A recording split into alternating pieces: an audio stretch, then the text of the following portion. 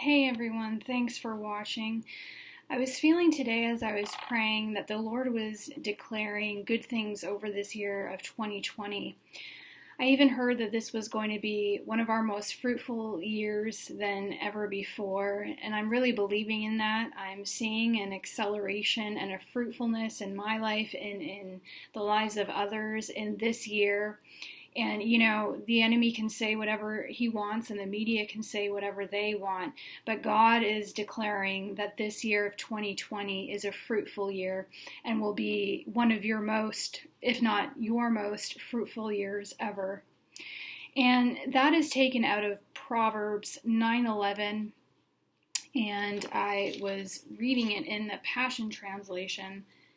Sorry, I thought I was already there, but I'm not. Proverbs 9:11. What's interesting too is the numbers 911. 911 is like 911. It's an emergency number. 911 is also Amos 9:11. It's the restoration of David's fallen tent. So David's tent was 24/7 prayer and worship going on, which really glorified the Lord. And the Lord said that in the end days he would restore David's fallen tent. And we're seeing that restoration of the house of prayer, of nonstop worship, and it's going on all over the world, which is really amazing. And it's also a marking of the times that we're in. We're in good times. And so that number 911 can be, there can be positives and negatives about it, but I really felt that it was significant that Proverbs 9:11 talks about a fruitful year. So in Proverbs 9:11, in the Passion Translation, which is my favorite translation lately, it's so fiery and amazing. In Proverbs 9:11, it says, "Wisdom will extend your life, making every year more fruitful than the one before." I honestly cannot leave the book of Proverbs this year. I am partnering with wisdom, and the book of Proverbs talks over and over about partnering with wisdom, and wisdom is crying aloud day and night. She's crying out at the gate, she's crying out in the city, she's crying out at people's doorways. And who will listen to wisdom? And many don't, and many listen to the opposite of wisdom. That's the woman folly, and they listen to her and they go down her paths that lead into darkness and even hell. But wisdom is crying out in these days, and we as the people of God must have ears to hear wisdom, and we must be partnering with wisdom, because with wisdom is everything that we can live in a healthy and thriving life. It comes from the Lord's wisdom, and God is wisdom. In John 1:1, I'll just read that from the Passion Translation as well. I'll talk about how God is wisdom, how Jesus is wisdom. So John 1:1, in the very beginning, the living expression was already there, and the living expression was with God, yet fully God. They were together face to face in the very beginning.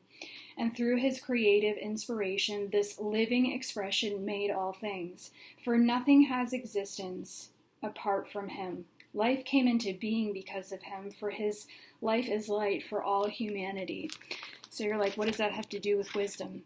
So when we look back at Proverbs 8:30, which was prophesying, both prophesying about the future and talking about the past.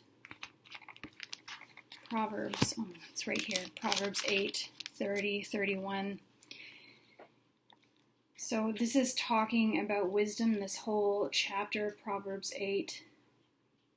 In Proverbs 8:14, you will find true success when you find me, for I have insight into wise plans that are designed just for you. I hold in my hands living understanding, courage, and strength. They're all ready and waiting for you. Oh my gosh, I can definitely go into that scripture, but I won't. But it goes on, verse 22, in the beginning I was there.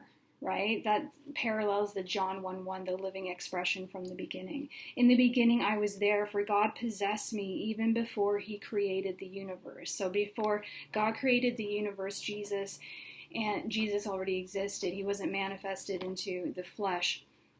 but he was already there with God creating, and it talks about that later on in this Proverbs 8. So we go to verse 30. I was there close to the creator's side as his master artist. Daily he was filled with delight in me as I playfully rejoiced before him. I laughed and played, so happy with what he made, while finding my delight in the children of men. And when we go back to verse 29, when he set in place the pillars of the earth and spoke the decrees of the seas. Verse 28, I was already there. So here we have, it's talking about Jesus and the Lord, and they were creating, and, creating through wisdom.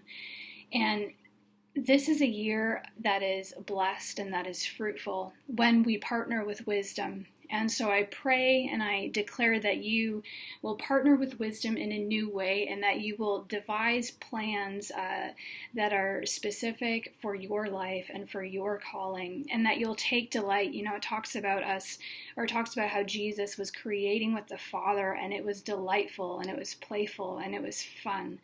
And this is a year of creativity. This is a year of new things, of new beginnings.